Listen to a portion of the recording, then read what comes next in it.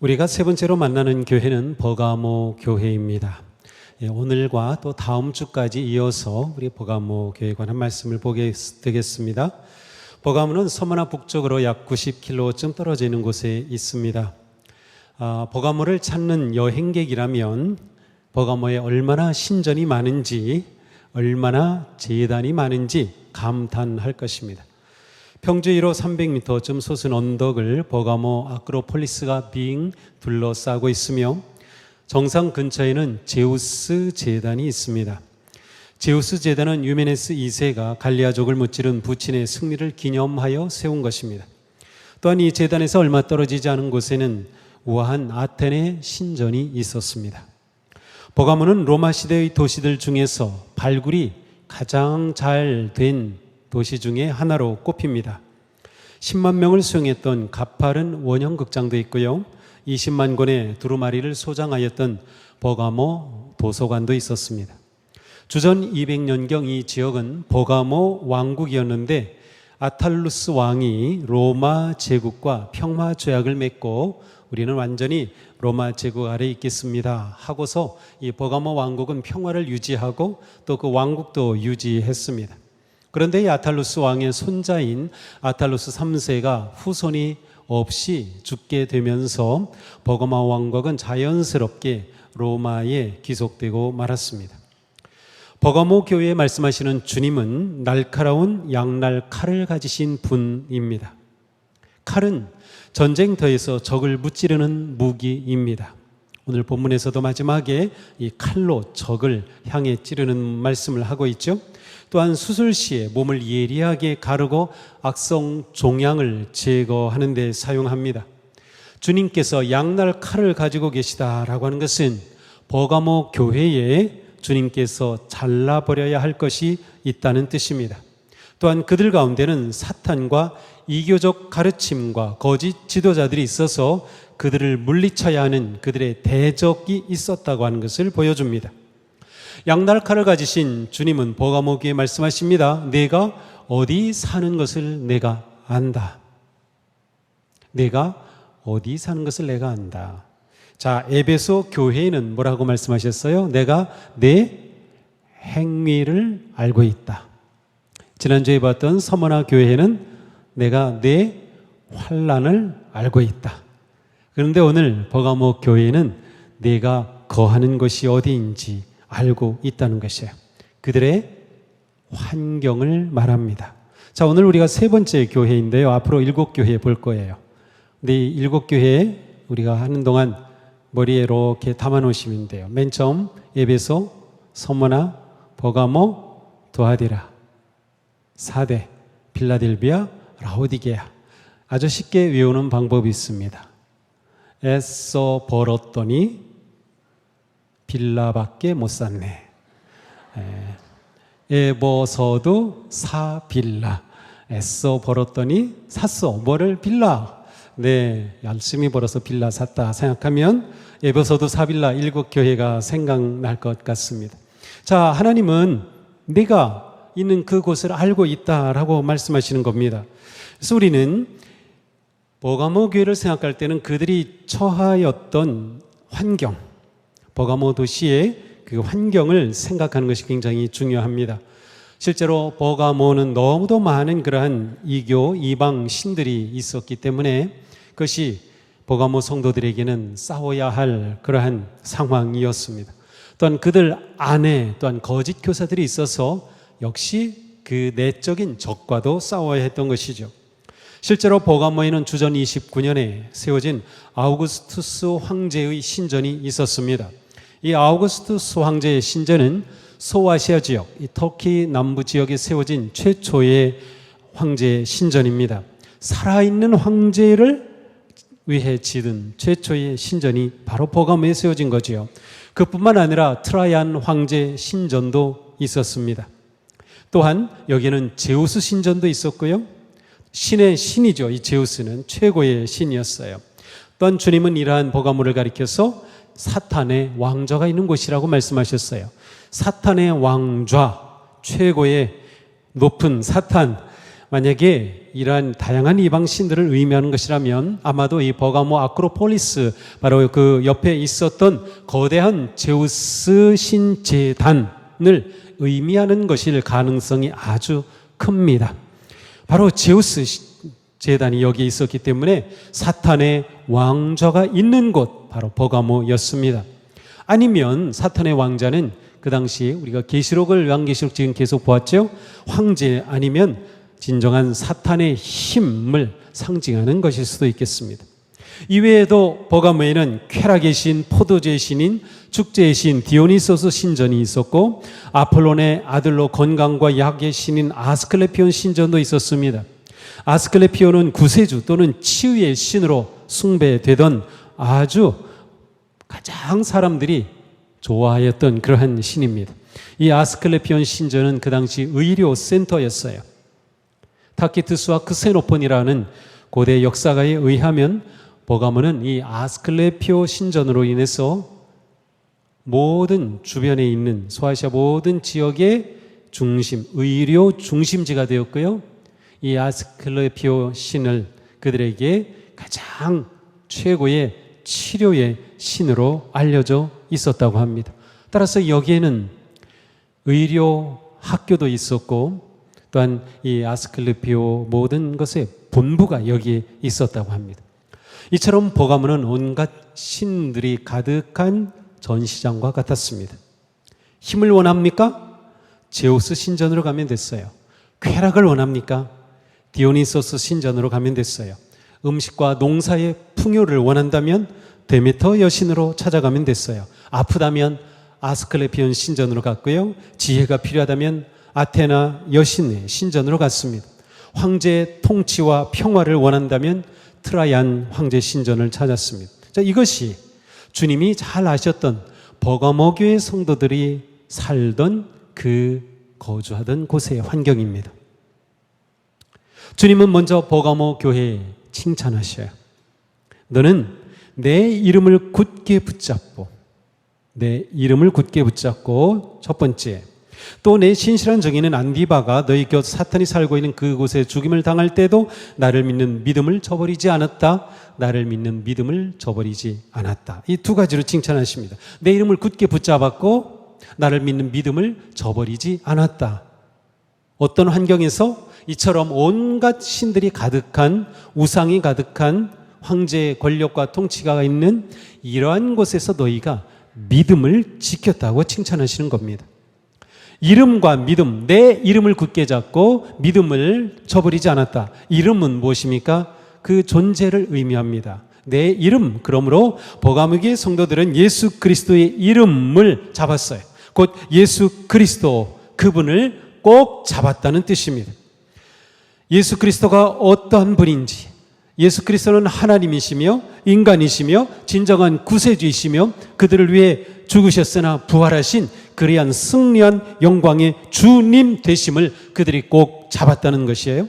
또한 믿음을 저버리지 않았다는 것은 이 믿음을 그대로 지켰다는 것이에요. 믿음을 사용할 줄 알았고요. 믿음으로 그 모든 환경을 이겨냈다라고 하는 뜻이에요. 따라서 버가모교회 성도들은 굳센 믿음을 가지고 있었고 그 믿음을 사용할 줄 알았던 성도들이었습니다. 그들은 예수 그리스도와 관한 근본적인 기본적인 진리를 타협하지 않았습니다. 예수님은 하나님이시라고 하는 것, 그러나 또한 인간으로 오셨다고 하는 것을 그들은 꼭 붙잡았어요. 예수님이 유일한 구원자가 되신다고 하는 것을 그들은 붙잡았습니다. 사도 요한은 이렇게 말했어요. 예수 그리스도께서 육체로 오신 것을 부인하는 자는 적그리스도다. 또 사도 바울은 은혜로 구원을 받은 우리가 하나님의 복음 외에 다른 것을 전하면 마땅히 저주받을 것이라고 했어요. 이처럼 예수 그리스도에 대한 진리를 정확하게 알고 지키고 붙잡는 것이 너무나도 중요한 것이죠. 버가모의 성도들은 이 핵심 진리를 붙잡았던 것이에요. 사탄과 우상으로 가득한 그 환경 속에 있었지만, 그리하여 혹독한 박해를 받고 시련 가운데 있었지만, 그래서 그들은 믿음을 포기하고 싶은 유혹을 받기도 하였지만 끝까지 믿음을 저버리지 않았던 성도들이었습니다. 오히려 예수의 이름을 굳게 붙잡았습니다. 그들 중에는 이 혹독한 핍박 가운데서 예수 그리스도의 그 이름을 붙잡다가 순교한 사람까지 있었습니다. 자, 우리에게 예수님은 주님이시다 라고 하는 이 고백이 얼마나 귀하고 중요한지 모릅니다. 우리는 이 고백을 위해 목숨 걸 수 있습니까? 예수님은 내 주님이십니다. 좀 과격하게 표현하면 예수님은 내 주인이시고 나는 주인 대신 예수님의 노예와 같습니다 라는 뜻이에요. 노예, 종은 주인의 모든 것을 다 순종합니다. 맡깁니다. 자기 것이 없어요. 그런 고백이죠. 우리는 단지 짧은 기도와 찬양하는 그 한마디 속에서 예수님을 주님으로 고백하고 기도하고 찬양하는 그것으로 내 믿음을 확신하고 있는 것은 아닙니까? 예수님은 주님이라는 우리의 고백이 정말로 내 영혼과 생명을 담은 진실한 고백입니까? 믿음을 지키기 위해 목숨을 잃었던 순교자의 그 심정이 담긴 마음으로 예수님은 내 주님이다 라고 고백하고 있습니까? 우리가 입으로 주님이라고 고백할 때 이것은 결코 작은 일이 아닙니다. 버가모 교회를 칭찬하신 주님인데 안타깝게도 책망도 하십니다. 그러나 나는 네게 몇 가지 나무랄 것이 있다. 너희 가운데는 발람의 가르침을 따르는 자들이 있다. 발람은 발락을 시켜서 이스라엘 자손 앞에 올무를 놓게 하고 우상의 제물을 먹게 하고 음란한 일을 하게 한 자다. 이와 같이 네게도 니골라 당의 가르침을 따르는 자들이 있다. 자, 버가모 교회에는 목숨까지 내놓으면서 믿음을 지킨 안디바가 있고 또한 그러한 상황 속에서도 끝까지 주님의 이름을 붙잡았고 믿음을 저버리지 않은 성도들이 있었던 반면 그들 가운데 교묘하게 들어온 발람의 교훈 그리고 니골라당의 가르침을 따르는 자들도 있었어요. 니골라당 그리고 발람은 같은 사람들이라고 보입니다. 오늘 본문에서도 발람에 관한 이야기를 하고 이와 같이 네게도 니골라당의 가르침을 따르는 자들이 있다. 그래서 발람과 니골라당은 같은 사람이에요. 자, 이 발람의 이야기는 민수기 22장에서 24장에 나옵니다. 자, 모압의 왕은 발락이었는데 이스라엘 백성들이 이제 가나안으로 진격해 옵니다. 그러니 모압 왕 발락이 두려움에 빠진 겁니다. 어떻게 해서 저 이스라엘 백성들이 오는 것을 막을 수 있을까? 그래서 발람을 불러서 이 발람 선지자에게 이스라엘을 저주하는 예언을 해달라고 합니다. 그래서 이 발람이 이스라엘을 저주하려고 산에 딱 섰는데 하나님께서 발람에게 저주는커녕 이스라엘을 축복하는 말을 하게 하시는 겁니다. 그래서 자기도 모르게 이스라엘을 축복하게 되는 거예요. 여기 이 자리가 아닌가 봐. 그리고 또 다른 곳에 했지만 마찬가지입니다. 그렇다면 발람은 하나님의 뜻은 이스라엘을 저주하는 것이 아니고 그들을 복주는 것이다. 축복하는 것이구나.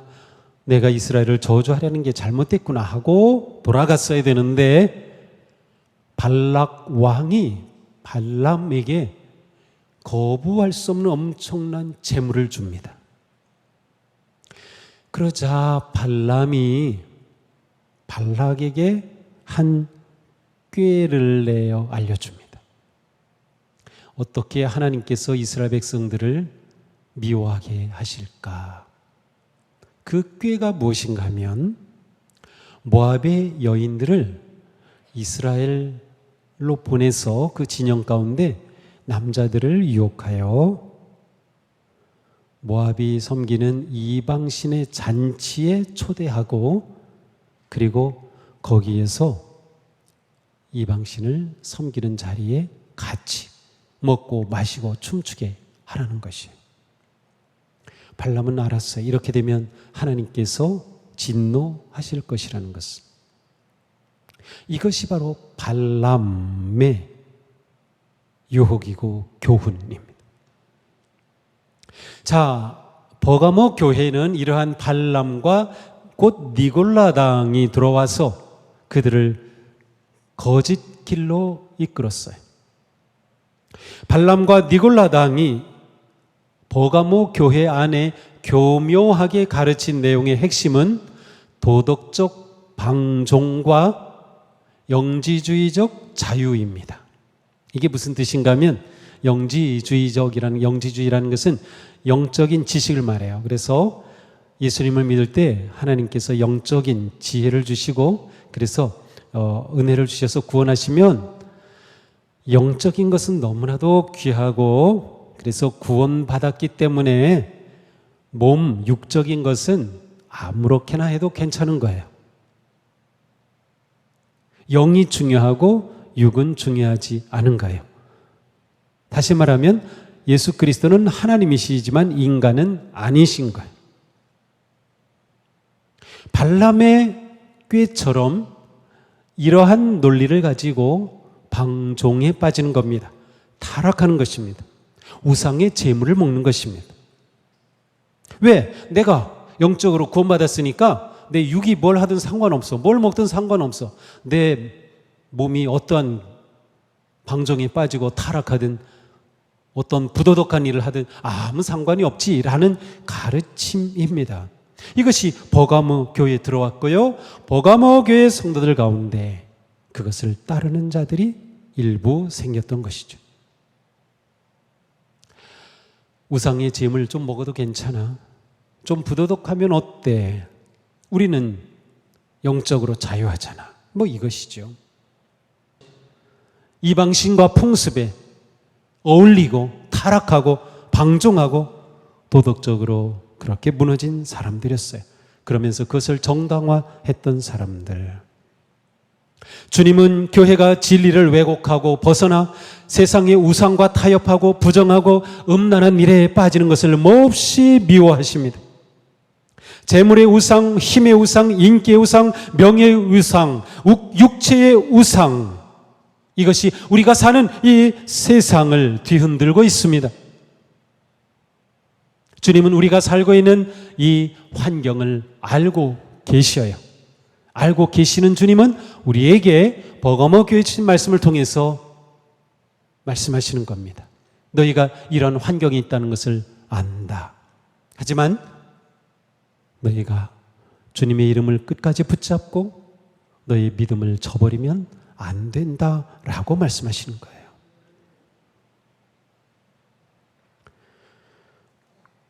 이 시대에도 어떤 그리스도인들은 이러한 환경 속에서 타협합니다.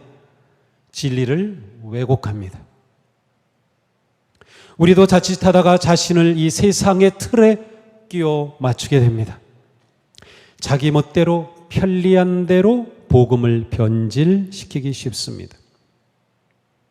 우리는 이러한 세상 속에서 이 세상에 물든 교회가 되지 않기 위해 깨어 있어야 합니다. 세상을 닮으려 하고 세상을 따라하려 하는 교회는 이 세상에 존재할 가치와 이유가 없습니다. 아니, 교회가 세상과 다르지 않은데 어떻게 세상 사람들이 교회에 올 수 있겠어요? 교회는 추구하는 것과 목적이 달라야 하는 거예요. 삶의 방식이 달라야 하는 거예요. 만약 세상을 닮아가려고 하고 세상과 똑같아진다면 세상은 교회를 보면서도 뭐 우리와 다르지 않은데 왜 굳이 예수님을 믿으려 할까요?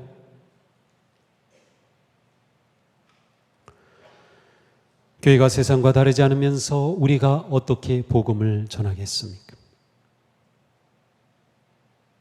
주님은 세상에 물든 교회를 심히 걱정하십니다. 우리의 삶의 목적과 추구하는 것이 달라야 합니다. 똑같이 일을 합니다. 똑같이 돈을 법니다. 돈을 버는 게 나쁜 거 아니에요? 똑같이 우리는 또 즐거운 일을 하고 또 엔터테인먼트도 할 수 있어요. 그러나 목적이 달라야 돼요.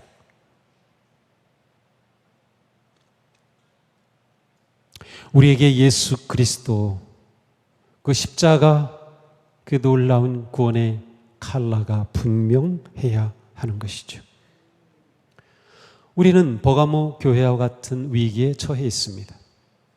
세상과 구별되지 못하고 오히려 세상 속으로 동화되는 성도들, 압박을 이기지 못하고 믿음을 조금씩 포기하는 성도들, 두 세계의 양다리를 걸치는 유혹과 위협을 받고 있습니다. 과연 우리는 이러한 세상에서 동화되지 않고 오직 그리스도만을 신뢰하며 그리스도의 색깔을 선명하게 드러내며 선포하는 삶을 살고 있습니까? 우리가 살아가는 삶의 환경은 쉽지 않습니다. 신앙이 없거나 종교가 다른 가족과 사는 것, 불신앙의 직장 상사 아래에서 일하는 것, 기독교의 적대적인 사람들 속에서 살아가고 그러한 친구들과 어울려야 하는 것, 세상의 기쁨을 포기함으로 거룩한 외로움의 좁은 길을 걸어야 하는 것, 우리는 다양한 상황 가운데 놓여 있습니다. 오늘 말씀은 우리가 어떤 환경에 처하든지 주님이 보여주신 그 모습, 주님이 들려주신 그 말씀을 따라 행동해야 함을 보여줍니다. 우리는 적어도 고민해야 합니다. 이러한 상황 속에서 내가 이것이 복음을 포기하고 거짓과 불의와 타협하는 것은 아닌가? 혹시 이것이 내가 세상과 동화되는 것은 아닌가? 나는 무엇을 잡아야 하고 무엇을 선택해야 하는가? 우리는 고민하며 기도하며 주님의 도우심을 구해야 합니다. 주님은 알고 계십니다. 그렇다면 우리가 주님의 도움을 구하면 우리를 도우실 것은 확실합니다. 적어도 우리는 이러한 고민하면 성도가 되면 좋겠어요. 내가 세상과 다른 것이 분명 힘들지만,